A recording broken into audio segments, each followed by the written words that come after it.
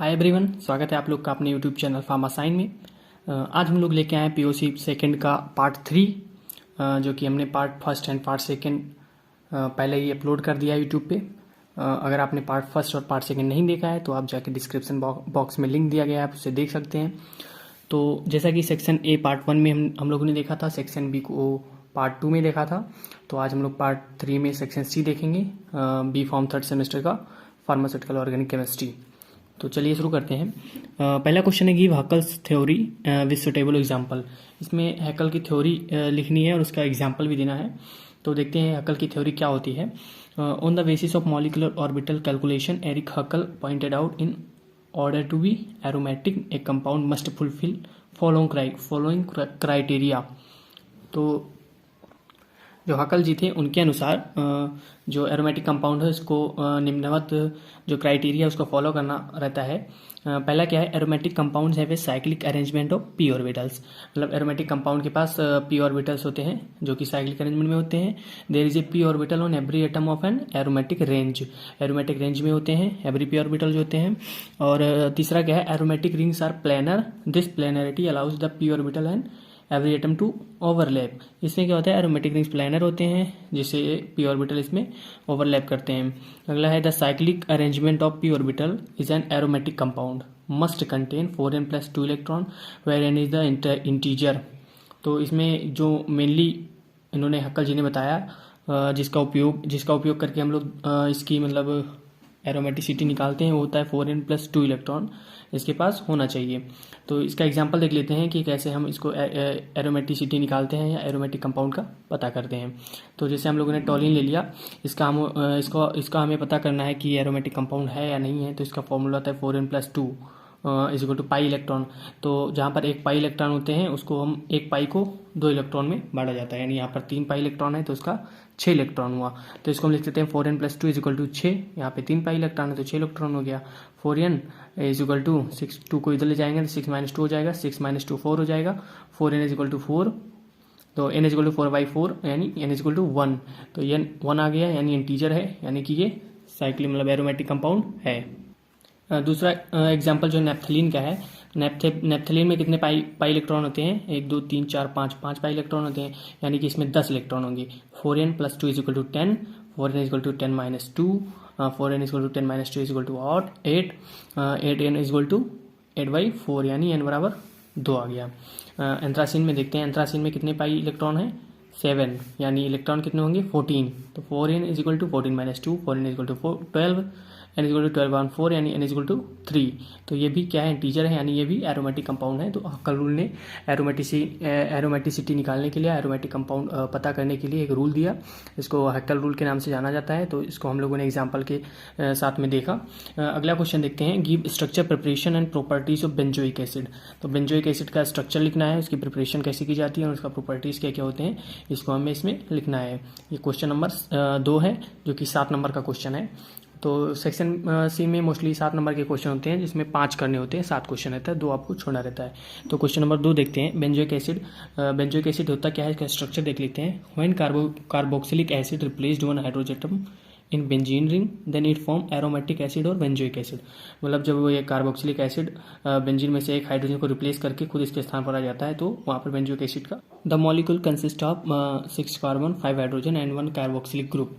The molecule consist of a benzene ring to which a carboxylic functional group is linked. मतलब benzene ring को इसमें होता है और इसमें जो है कार्बोक्सिलिक ग्रुप ऐड रहता है। The molecule consist of 7 carbon atom, 6 hydrogen atom and 2 oxygen atom. Total मिला के इसमें कितने कार्बन होते हैं, 7 कार्बन होते हैं, 6 हाइड्रोजन होते हैं, 2 ऑक्सीजन होते हैं। तो अगला देखते हैं हम बेंजोइक एसिड का जो है प्रिपरेशन कैसे करते हैं। Benzoic acid is produced by following method. Number 1 होता है इंडस्ट्रियल मेथड और लेबोरेटरी सिंथेसिस मेथड। तो इंडस्ट्रियल मेथड में कैसे हम इसका प्रिपेयर करते हैं, benzoic acid is prepared commercially by partial oxidation of toluene with oxygen. Toluene का ऑक्सीजन के साथ क्या कराते हैं, ऑक्सीडेशन कराते हैं, तो ये हमें क्या है बेंजोइक एसिड प्राप्त होता है। The process is catalysed by cobalt और मैग्नीज नेप्थेट्स। तो इसमें जो क्या है कैटालाइज कौन सा यूज होता है, कोबाल्ट होता है। The process use cheap raw material and proceeds and high fields. तो इसको देख लेते हैं, हम टोलिन लेते हैं, टोलिन का ऑक्सीडेशन कराते हैं तो क्या बनता है, बेंजोइक एसिड बन जाता है।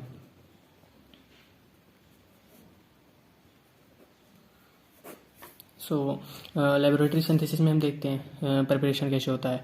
पहला है बाय हाइड्रोलिसिस, तो हाइड्रोलिसिस के द्वारा इसको बनाते हैं। Like other nitriles and amides, benzonitrile and benzamide can be hydrolyzed to benzoic acid और its conjugate base in acid और basic condition. From benzyl chloride से इसको बना सकते हैं। तो इसमें बेंजिल क्लोराइड में ऑक्सीडेशन होता है in the presence of potassium permanganate. तो इसका जो है बेंजिल क्लोराइड का हम करा देते हैं ऑक्सीडेशन, तो क्या बन जाता है, बेंजोइक एसिड बन जाता है।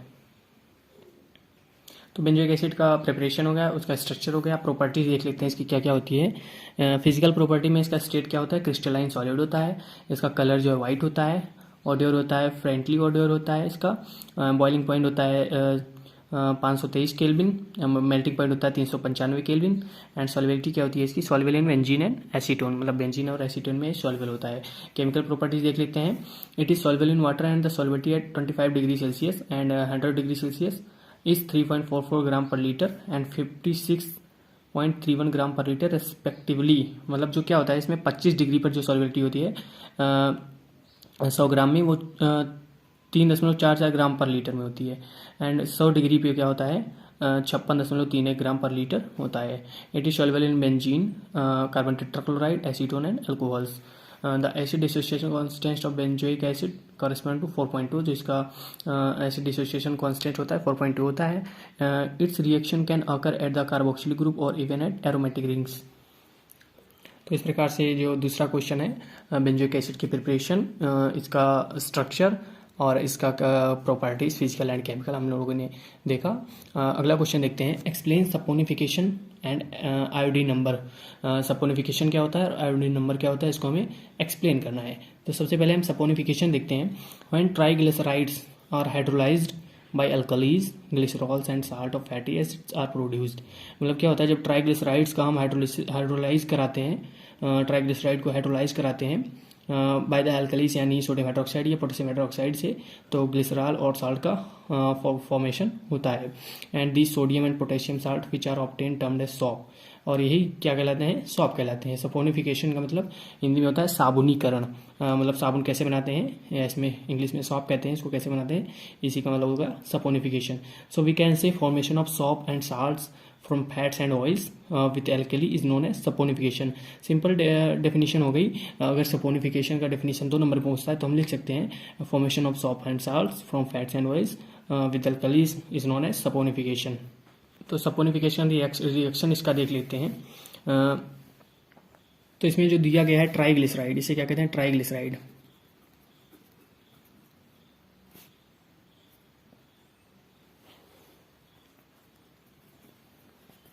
तो जब ट्राइग्लिसराइड्स को हम सोडियम हाइड्रोक्साइड से रिएक्ट कराते हैं तो क्या बनता है, ग्लिसरॉल एंड सॉप बनता है, sodium salt of acid. Triglyceride का फॉर्मूला यह है। इसको हम पोटेशियम सोडियम हाइड्रोक्साइड से रिएक्ट कराते हैं तो इसमें ग्लिसरॉल अलग बनता है एंड सॉप अलग बनता है। इसको हम sodium salt of fatty acid भी कह सकते हैं। दूसरा देखते हैं इसमें क्वेश्चन में आयोडीन वैल्यू क्या होता है। Iodine value, iodine number, it can be defined as the number of gram of iodine. क्या है, number of gram of iodine that to add to carbon double bond present in 100 gram of the fats and oils. तो इसकी definition इस तरह से हो जाती है। इसका हम रिएक्शन देख लेते हैं। अगर ये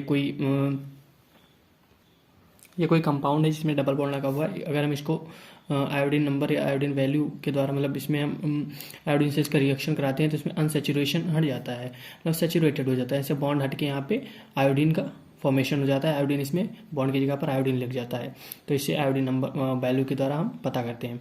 प्रिंसिपल इसका क्या होता है, the oil flat sample taken in carbon tetrachloride is treated with known excess of iodine monochloride solution in glacial acetic acid, जिसे हम बिच सोल्यूशन भी कहते हैं। The excess of iodine monochloride is treated with potassium iodide. जो excess iodine monochloride होता है उसको पोटेशियम आयोडाइड से ट्रीट कराते हैं। Now the sample is treat against 0.1 mol sodium thiosulphate solution, और इसका क्या कराते हैं, टाइट्रेशन कराते हैं। किसका टाइट्रेशन कराते हैं, जो प्रोडक्ट यहाँ पर होता है आयोडीन मोनोक्लोराइड जिनको पोटेशियम आयोडाइड, इसका जो सैंपल होता है उसको टाइट्रेट कराते हैं हम सोडियम थायोसल्फेट सॉल्यूशन से। इसमें स्टार सॉल्यूशन जो है इंडिकेटर के रूप में इसका यूज़ करते हैं।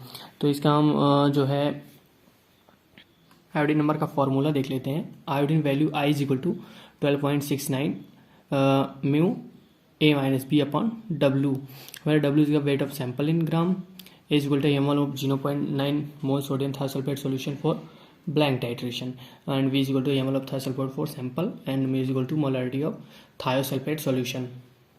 आयोडीन वैल्यू का सिग्निफिकेंस देख लेते हैं. The iodine value is a measure of the amount of double bond in A fat. मतलब इसका कितना डबल बॉन्ड प्रेजेंट होता है, इसका हम पता कैसे करते हैं, आयोडीन वैल्यू के द्वारा पता करते हैं. Iodine value increases the number of double bond increases. मतलब जैसे जैसे आयोडीन वैल्यू इंक्रीज होगी उस बेसिस में अनसैचुरेशन या डबल बॉन्ड जो है इंक्रीज होगा. अनसैचुरेटेड लिपिड्स आर मोर.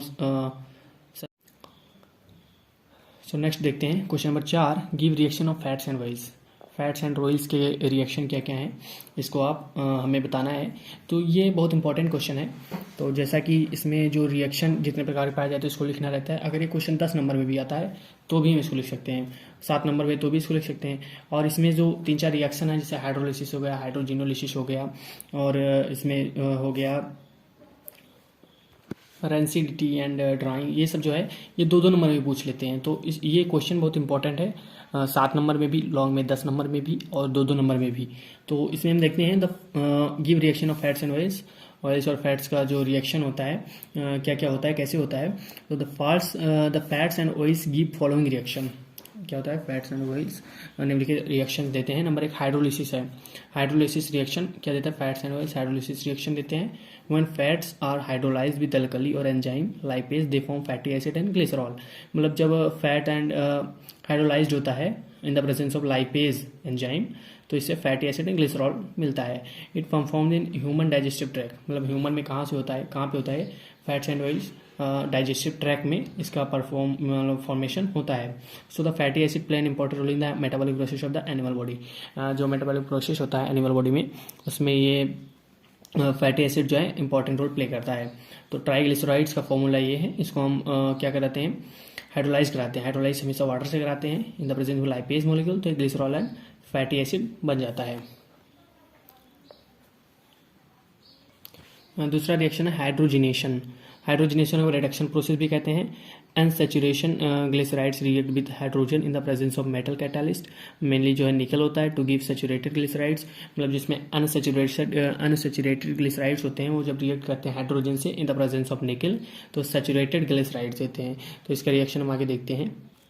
इसका रिएक्शन ऐसा होता है, इसमें ग्लिसराइल ट्रायोलेट होता है जो ऑयल होता है. इसको जो हम रिडक्शन कराते हैं, रिडक्शन में क्या होता है, हाइड्रोजन ऐड हो जाता है. तो इसमें हाइड्रोजन जब ऐड हो जाएगा in the presence of nickel तो एक ग्लिसराइल ट्रिस्टारिएट बनाता है.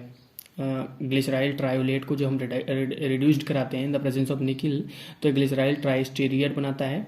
इसके बारे में कुछ पॉइंट्स और देख लेते हैं. जैसे vegetable oils are triglycerides of unsaturated fatty acids such as oleic acid and linoleic acid. After reaction it forms saturated fats which are solid at room temperature. मतलब ये unsaturated fats है, इसमें डबल बॉन्ड प्रेजेंट है. आप देख सकते हैं जैसा कि इसमें डबल बॉन्ड प्रेजेंट है. जब ये रेड्यूस्ड होगा या इसका रिएक्शन होगा तो इसमें डबल बॉन्ड हट जाएगा. तो इसको हम कह सकते हैं अनसैचुरेटेड फॉर्म से सैचुरेटेड फॉर्म में आ गया. तो after reaction it form saturated fats which are solid at room temperature. तो कि रूम टेम्परेचर पर सॉलिड होता है. This process also called hardening of fats. मतलब हार्डनिंग ऑफ फैट से अगर आपको क्वेश्चन पूछता है 2 नंबर या 7 नंबर में, तो मतलब ओनली 2 ही नंबर में पूछेगा. अगर छोटा क्वेश्चन पूछेगा तो हार्डनिंग ऑफ फैट्स जब आपसे पूछेगा तो आप हाइड्रोजिनेशन ही लिख देंगे. तो जिस यूज फॉर मैन्युफैक्चरिंग वेजिटेबल्स घी जिसको हम डाल्डा कहते हैं, इसका प्रोडक्शन में इसका इस्तेमाल किया जाता है. डाल्डा के फॉर्मेशन में हाइड्रोजिनेशन कराया जाता है. अगला रिएक्शन देखते हैं हाइड्रोजिनोलिसिस. तो हाइड्रोजिनोलिसिस क्या होता है, the ester group of triglycerides. मतलब इसमें जो मेनली रिएक्शन सबसे फैट्स एंड ऑयल से होता है यानी ट्राइग्लिसराइड से होगा.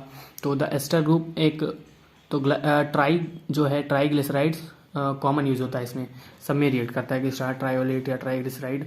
तो the ester group of triglyceride fats and oils can be reduced with hydrogen the presence of copper chromium chromide catalyst out at high temperature and pressure. मतलब इसमें भी क्या होगा, रिडक्शन होगा, लेकिन इसमें किसके प्रेजेंस में होगा, इसमें क्रोमाइड कैटालिस्ट के प्रेजेंस में होगा. तो जब ग्लिसरॉल ट्रायोलेट का रिएक्शन मतलब रिडक्शन कराएंगे तो बन जाएगा ग्लिसरॉल बन जाएगा एंड लॉरिल अल्कोहल के रूप में ही फॉर्म होगा. अगला रिएक्शन है रेंसिडिटी। रेंसिडिटी क्या होती है? When fats and oils are left for the exposure to moist air they develop foul smell and sour taste, they are said to become rancid. इसको हम सामान्य भाषा में कह सकते हैं, जब तेल वूल जब मतलब खुले में रख दिया जाता है तो इसमें अजीब सी गंध आ जाती है या खराब हो जाता है वो, तो उसको क्या कहते हैं रेंसिड कंडीशन कहते हैं। रेंसिडिटी को हम इस प्रकार भी डिफाइन कर सकते हैं कि rancidity is a condition in which fat attains a bad taste and disagreeable odour, they are two types. मतलब ये तो टाइप्स हो गए। मतलब रेंसिडिटी से condition in which fat attains a bad taste. Rancidity एक कंडीशन होती है जिसमें इसमें बैड टेस्ट आ जाता है एंड डिसग्रेबल ऑर्डर आ जाता है। तो मेनली टू टाइप्स के होते हैं, hydrolytic rancidity and oxidative rancidity. Hydrolytic rancidity में क्या होता है? It is by hydrolysis of the ester, and oxidative rancidity में क्या होता है? Oxidation of double bond of the triglycerides. Effect of rancidity क्या होता है प्रोडक्ट पे? इफेक्ट ऑफ रेंसिडिटी ये होता है कि fats and oils attains bad taste, fat and oils attains disagreeable odour, production of toxic compound as lipid peroxide, aldehydes and ketones. तो इसका इफेक्ट ऑफ रेंसिडिटी हो गया। तो इसमें रेंसिडिटी भी हो जाता है। पांचवा आता है इसमें रिएक्शन फैट्स एंड ऑयल्स में, ड्राइंग। तो ड्राइंग कैसे होता है? When highly unsaturated oil are expose to air they undergo oxidation and polymerization to form a waterproof film. So these oils are called drying oil and reaction and process known as drying. इसका example हो गया linseed oil which is rich in the linoleic acid, is common drying oil use in the oil based paints. तो ये 4-5 reaction हो गया इसका fats and oils का, जो 2-2 नंबर में पूछ सकता है आपको और 10 नंबर में पूछ सकता है सब मिला के। तो ये क्वेश्चन बहुत इंपॉर्टेंट है। अगला जो क्वेश्चन है कि Baeyer strain theory and its limitation. मतलब बेयर स्ट्रेन थ्योरी क्या है और इसका लिमिटेशन क्या है, इसको हमें बताना है। तो सबसे पहले सोचते हैं, सबसे पहले पता करते हैं हम लोग बेयर ने जो थ्योरी दिया स्ट्रेनलेस रिंग की, वो कहाँ से उसको उनके दिमाग में कहाँ से आया। तो सबसे पहले क्या हुआ था कि वॉन हॉफ एंड लेबल, एक वैज्ञानिक थे जो वॉन हॉफ एंड लेबल, इन्होंने टेट्राहेड्रल जियोमेट्री ऑफ कार्बन के बॉन्ड एंगल की प्रस्तुत की थी, जिसमें आइडियल बॉन्ड एंगल होते हैं वो 109.5 डिग्री होते हैं।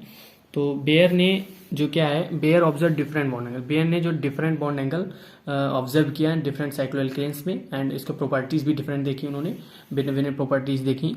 तो उन्होंने इसके बेस्ड पे एक थ्योरी प्रपोज की जिसको हम Baeyer strain. The theory explain reactivity and stability of cycloalkanes. मतलब थ्योरी जो है क्या एक्सप्लेन करती है? Reactivity and stability of cycloalkane की रिएक्टिविटी एक्सप्लेन करती है और उसकी स्टेबिलिटी क्या क्या होती है उसको एक्सप्लेन करती है। इसमें क्या है, if bond angles deviate from the ideal, मतलब 109.5 डिग्री से अगर डेविएट करते हैं, देन रिंग प्रोड्यूस स्ट्रेन। मतलब रिंग के द्वारा क्या होता है? स्ट्रेन प्रोड्यूस होता है। Higher the strain higher the stability, मतलब जितना अधिक स्ट्रेन होगा उसमें उतनी अधिक उसकी स्टेबिलिटी होगी। तो हम क्या कह सकते हैं इसको? बेयर प्रपोज्ड, अगर 2 नंबर में आता है तो आप इतना लिख सकते हैं, बहुत बढ़िया डेफिनेशन हो सकती है ये। तो Baeyer proposed any deviation of bond angle from ideal bond angle value will produce a strain in molecule, higher the deviation lesser the stability. मतलब जब डेविएशन होता है किसी बॉन्ड एंगल में in the comparison of ideal bond angle में, तो उसमें strain produce होता है, और जितना अधिक डेविएशन होगा उतनी कम उसकी स्टेबिलिटी होगी, यानी उतना वो अधिक रिएक्टिव होगा। तो cyclopropane is the more reactive than cyclobutane and cyclopentane. मतलब साइक्लोप्रोपेन ज़्यादा रिएक्टिव होता है, तो ज़्यादा रिएक्टिव होता है तो इसकी स्टेबिलिटी भी कम होगी। तो हम इसको एग्जाम्पल से समझते हैं। तो इसमें क्या होता है कि बॉन्ड एंगल ऑफ साइक्लोप्रोपेन, क्या बॉन्ड एंगल ऑफ साइक्लोप्रोपेन जो होता है 60 डिग्री होता है इसमें, and bond angle of cyclobutane में बॉन्ड एंगल होता है 90 डिग्री होता है। नॉर्मल बॉन्ड एंगल जो टेट्राहेड्रल ज्योमेट्री की होती है कार्बन की 105 डिग्री से इसको 60 को माइनस करेंगे तो इसमें डेविएशन आएगा वो 49.5 डिग्री आएगा। एंड साइक्लोब्यूटेन में जो डेविएशन आएगा, चूंकि साइक्लोब्यूटेन का बॉन्ड एंगल 90 डिग्री होता है, तो जब इसको हम 109.5 डिग्री से माइनस करेंगे 90 को, तो इसमें डेविएशन जो होगा 19.5 आएगा। तो इसमें क्या होगा मेनली कि साइक्लोप्रोपेन डेविएशन इज हाई, मतलब जो साइक्लोप्रोपेन में डेविएशन आया वो ज़्यादा है, और जो ब्यूटेन में जो डेविएशन आया वो कम है। तो जितना अधिक इसमें डेविएशन होगा उतना कम उसकी स्टेबिलिटी होगी, यानी साइक्लोप्रोपेन की स्टेबिलिटी कम होगी, यानी अधिक रिएक्टिव होगा, और जो साइक्लोब्यूटेन है उसकी जो स्टेबिलिटी है वो अधिक होगी, यानी ये कम रिएक्टिव होगा। लिमिटेशन क्या होता है इसका, जो बेयर स्ट्रेन थ्योरी इसका लिमिटेशन क्या होता है? Baeyer was not to able to explain the effect of angle strain in larger ring reaction. तो जो लार्जर रिंग्स होते हैं उसमें इन्होंने जो एक्सप्लेन किया उसको इफेक्ट को, एंगल स्ट्रेन को ये नहीं एक्सप्लेन कर पाए। According to Baeyer cyclopentane should be much stable than cyclohexane, but partially it is reversed. According to Bayer, larger ring system are not possible as they have negative strain but the oxygen much stable. तो इनका limitation हो गया। अगला question देखते हैं, give structure preparation और properties of naphthalene. Naphthalene का structure लिखना है, उसका प्रिपरेशन कैसे करते हैं, उसके प्रॉपर्टीज हमें बतानी है।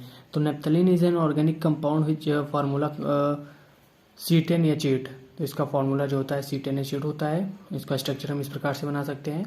नैप्थलीन्स chemical formula was determined by Michael Faraday in 1826। तो नैप्थलीन के बारे में और चीज़ें देख लेते हैं थोड़ी। Naphthalene exhibit resonance in the three canonical form. Thus, there is a delocalization of pi electron, which decreases the electron energy. So, the resonance energy of naphthalene is 61 kilocalorie per mole, which is less than twice of benzene. This naphthalene is more reactive than benzene. तो इसमें क्या होता है, mainly resonance form होता है benzene का। तो अगर 2 नंबर में ये क्वेश्चन ये पूछता है कि give the resonance formation of naphthalene, तो आप इतना लिख सकते हैं, ये आपका सफिशिएंट रहेगा। तो नैप्थलीन का स्ट्रक्चर हो गया। अब इसका देखते हैं प्रिपरेशन कैसे करते हैं। नैप्थलीन का प्रिपरेशन हम मेनली फ्रॉम कोल तार से करते हैं, हॉवर सिंथेसिस से करते हैं। कोल तार से कैसे इसका प्रिपरेशन करते हैं, तो कोल तार फ्रैक्शन करते हैं 0 डिग्री सेल्सियस पे, उसको चिल्ड करते हैं। उसके बाद नैप्थलीन क्रिस्टलाइजेशन आउट हो जाता है। जब नैप्थलीन क्रिस्टलाइजेशन आउट होता है तो उसमें क्या करते हैं हम, क्रिस्टल ट्रीटर भी इसमें H2SO4 को इसको रिएक्ट कराते हैं। क्या करने के लिए, बेसिक इम्प्योरिटी को दूर करने के लिए।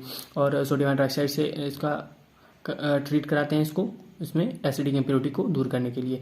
जब ये प्रोसेस हो जाता है उसके बाद नैप्थलीन प्यूरिफाइड कर लेते हैं और वो रिक्रिस्टलाइज कर लेते हैं। इस वजह से हम नैप्थलीन का फॉर्मेशन हो जाता है। हॉवर सिंथेसिस में क्या होता है कि हॉवर सिंथेसिस में benzene is reacted with succinic anhydride. Benzene जो होता है सक्सिनिक एनहाइड्राइड से रिएक्ट करता है in the presence of anhydrous aluminium chloride से। तो क्या बनाता है, बीटा बेंजिल प्रोपियोनिक एसिड बनाता है। तो beta benzyl propionic acid further जो क्लेमेंसन रिडक्शन होता है उसमें, उससे बनाता है four phenyl butyric acid. Four phenyl butyric acid in the presence of H2SO4 क्या बनाता है, अल्फा टेट्रालिन बनाता है। अल्फा टेट्रालिन फर्दर रिड्यूस होता है और टेट्रालिन बनाता है। टेट्रालिन जो है उसका फिर से रिडक्शन होता है तो नैप्थलीन बनता है। तो इसको हम रिएक्शन के माध्यम से देखते हैं। तो बेंजीन है, बेंजीन का जो रिएक्शन होगा सक्सिनिक एनहाइड्राइड है, ये इसको सक्सिनिक एनहाइड्राइड कहते हैं। In the presence of AlCl3 aluminium chloride के प्रेजेंस में जो इसका रिएक्शन होता है तो क्या बनाता है, beta benzoyl propionic acid. Beta benzoyl propionic acid का क्लेमेंसन रिडक्शन कराते हैं तो 4-मेनिल ब्यूटारिक एसिड बनता है। इसका जब हम H2SO4 से रिएक्ट कराते हैं तो इसको रिंग क्लोजर रिएक्शन कहते हैं, क्योंकि इसमें जो है रिंग जहाँ पे ओपन थी यहाँ पे क्लोज हो जाती है। तो इसमें अल्फा टेट्रालिन बनता है।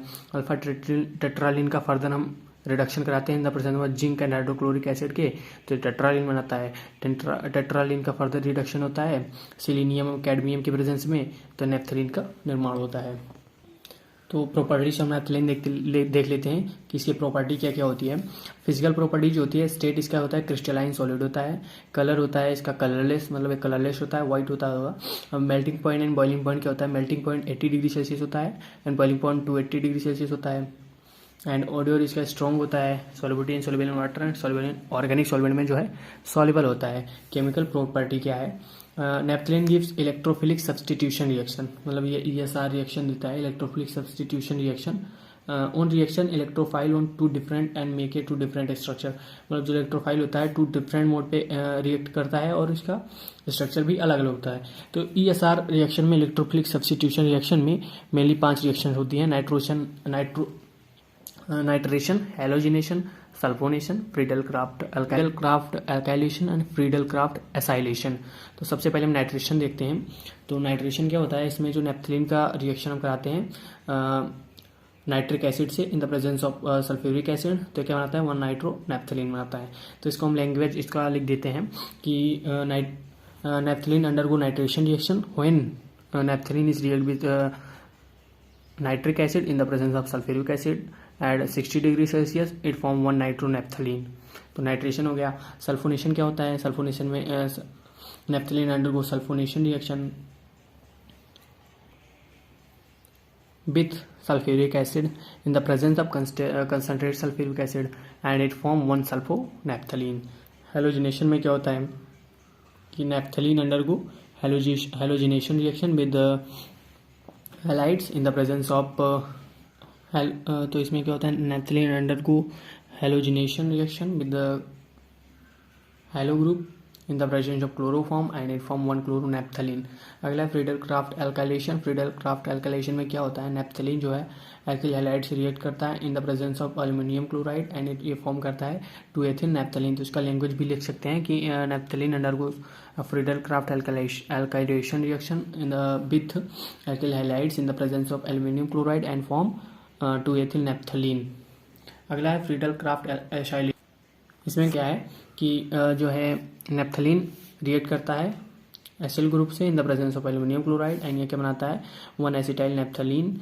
इसका हम रिडक्शन भी देख लेते हैं, इसका केमिकल प्रॉपर्टीज है। रिडक्शन में क्या, नैप्थलीन जब का रिडक्शन कराते हैं in the presence of ethyl alcohol में तो क्या बनाता है 1,4 डाइहाइड्रो नैप्थलीन बनाता है। इसकी हम भी लैंग्वेज लिख देते हैं तो थोड़ा बड़ा हो जाता है। ऑक्सीडेशन में लिख सकते हैं it is much more oxidize than benzene, मतलब बेंजीन से बहुत अधिक जल्दी ऑक्सीडाइज हो जाता है।